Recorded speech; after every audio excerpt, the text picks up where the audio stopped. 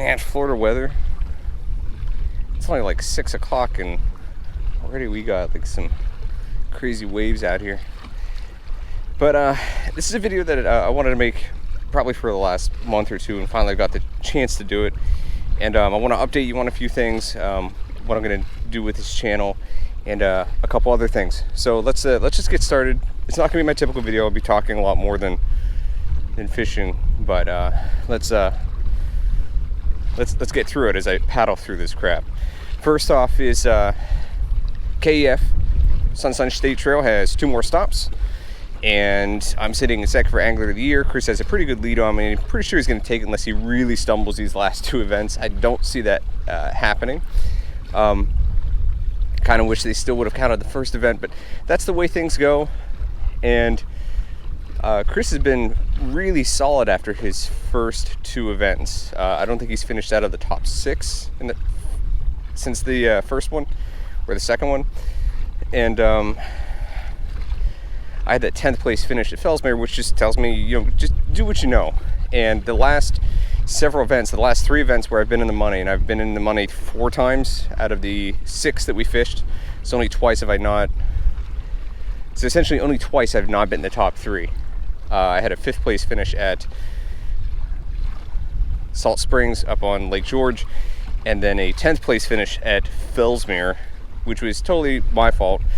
And that was the one tournament I felt really confident in, and I probably could have won if I'd have stuck to my game plan, or if I would have just done what I normally do, because I tried to get creative and that was stupid.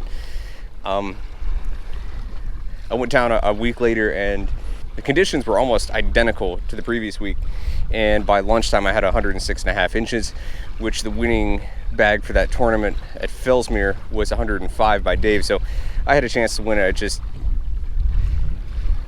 tried to get creative and should have stuck with what I've known, and since then I have.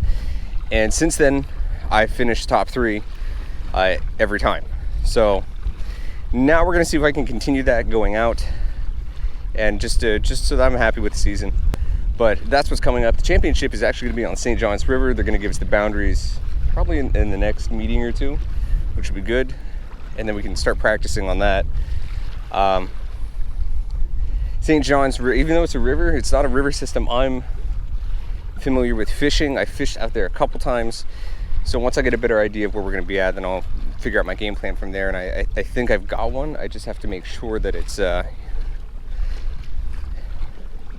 that it fits with the boundary waters.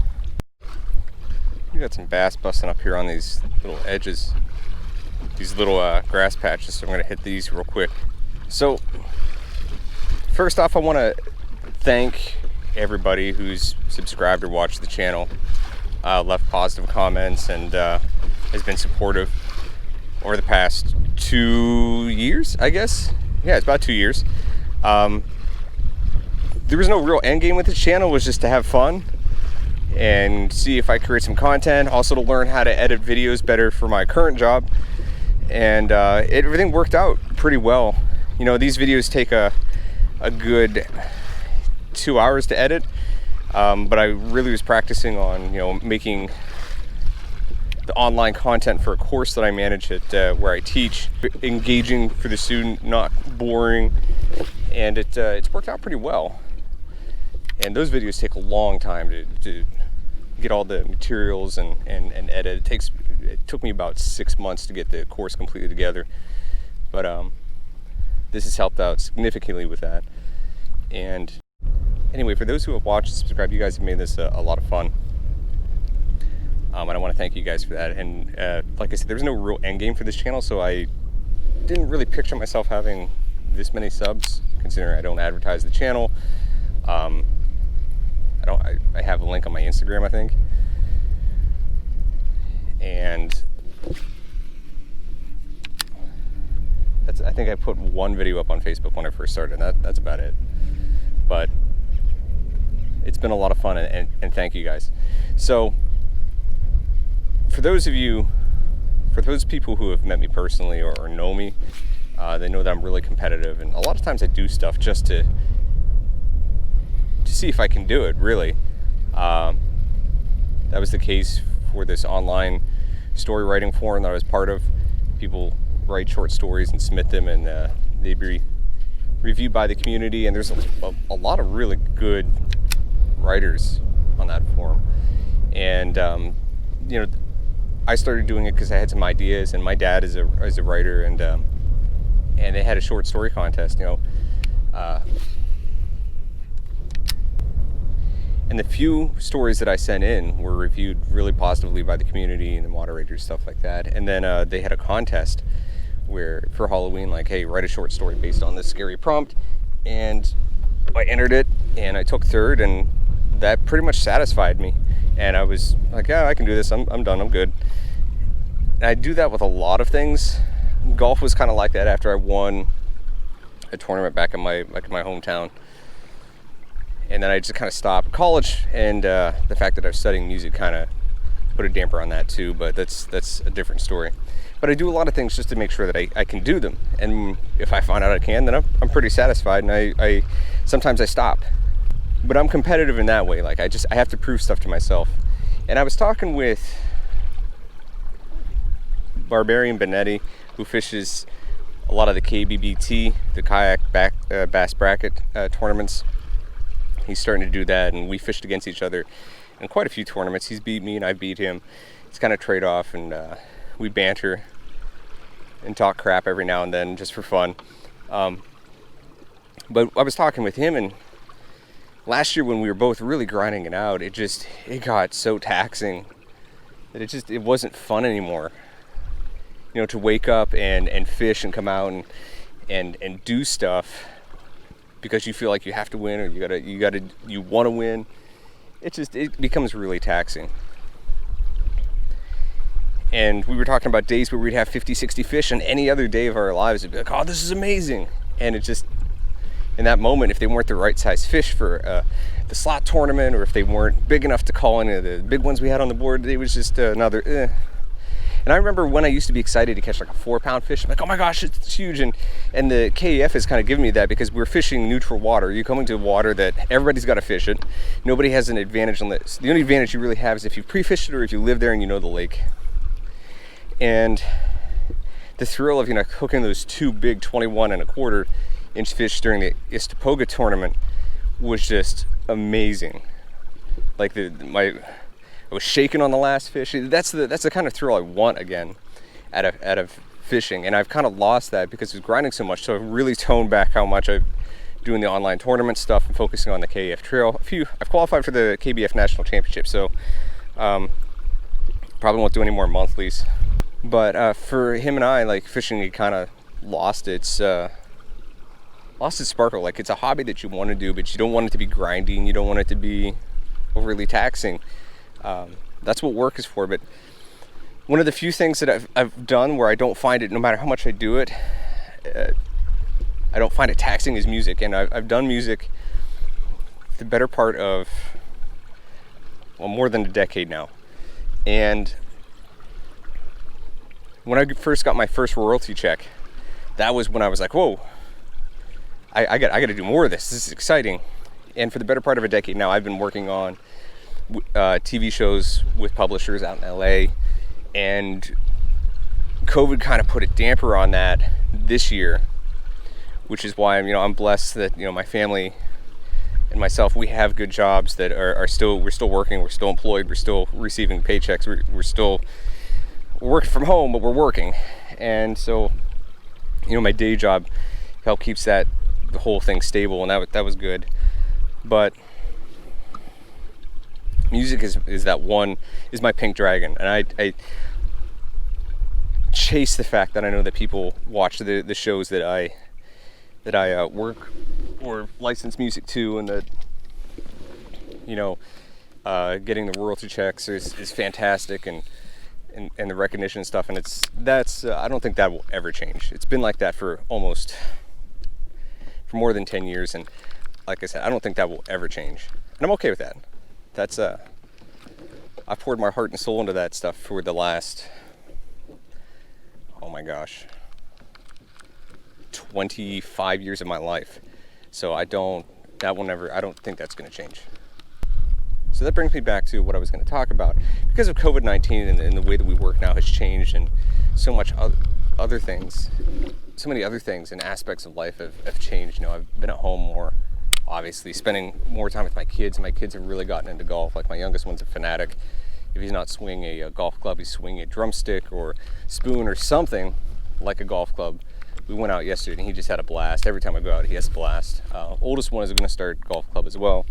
He likes it. He's just not a fanatic like his brother. He likes to just do everything. So we've been playing a lot of golf during COVID-19 lockdown, and my kids are at the age right now where they are essentially beginning to remember things, and I remember my earliest memories, and the memories that I can think of from when I was the youngest were about that age, where my dad spent time with me coloring, or my mom spent time throwing a ball with me, or any of that stuff. And that's important to me. One of the few things in life that I wanted to be really good at is being a dad. And we're at the age now where the kids want to do stuff, and they can do stuff with me, and if golf happens to be it, then so be it. That's what we're going to do together. So with the fact that TV shows I know are coming up, are going to start filming again here in the near future, I think sometime this month is when they wanted to start. So that, coupled with the fact that my kids want to do more golf, and we're going to be at home for a while with the COVID stuff still, I'm going to wind down this channel. I've already, been kind of struggling to get videos out just because I don't have time. I don't have time to get out. I got work to do. There's music to write. There's golf to be played with my kids. And like I said, I didn't have an end game for this channel. I just did it for fun. Originally started out, wanted it to be kind of educational, and then it kind of made its way into kayak tournament fishing. So am I still going to film? Yeah, I'm still going to film the kayak tournaments. I think that the KEF needs a little bit of exposure, and it's fun to do this. But ultimately, like in the past month or so, my videos are going to be fewer and fewer. Maybe once a month or whatever. I mean, I've hit the YouTube algorithm. I know what it takes to get your channel posted up in certain places on YouTube. And for the guys that do it as a living, it's a grind. Like, your videos have to be a certain amount of length. They have to have the right SEO, the right tags on it. And I don't want it to be grindy for me. Like I said, I did this, grinding on the gears there. I did this as a start just for fun. The time where I wasn't filming, I don't really miss filming. Let's put it that way. I enjoyed doing this. I remember a lot of people's comments on my earliest videos, and there's a lot of people that have been around since the beginning and have recommended baits and stuff, which I use now, and places to go, and I want to thank all you guys for that. It's been a lot of fun. So that's what's going to happen here in the future. I still am going to film obviously the KEF Trail and a couple tournaments here and there. So maybe I'll do a KBF one night stand. There's some other things. Yak Bass has some tournaments in the winter, but for right now, these are the things I want to focus on. These are what still make it fun for me and enjoyable for me, I guess. I'm going to put it that way. And when I get back to that point in time where I can go down to places like Fellsmere or Kenansville and land 2 big fish and be super excited that I caught 2 big fish. So again, thanks to all the 500 some odd subscribers and the people who've watched this since the beginning, when I was filming on a Hero Plus, which had like probably the worst audio quality I could imagine. It wasn't bad at the time, but looking back at it, I'm not happy with it. But that's the biggest update. And I felt those who actually watch the channel and follow along with it, which I know there's a good chunk of people who do, I felt you guys should know as to why the videos are fewer and why they're going to continue to be that way. It's been fun for 2 years. It's been a great ride. I've enjoyed it. The learning curve, the whole figuring out certain things. It's been enjoyable. It's been fun. But there are other things I want to do. More importantly, play some golf with my kids and really help them with that. And we've completely gotten back into golf again. Oh, I had a bump there. Pretty sure it was a gar. But if you are interested in seeing what I'm up to, I do have an Instagram. It's on the page right now. I did change its name, so if you saw this change, it's not because somebody got randomly added to your Instagram. It's because I changed it. Big drives and big bass. It's a mix of golf and fishing. Two completely different things, but still two things that I really like to do. So if you want to follow me there, feel free to. Otherwise, that's what's going to happen with this channel. I'll catch you guys in the next video. If you're watching this, I'm probably fishing the KEF Toho event. So I'm going to try to do my best in that. And yeah, that's about it. Stay safe out there from the COVID. And I'll catch you guys in the next one.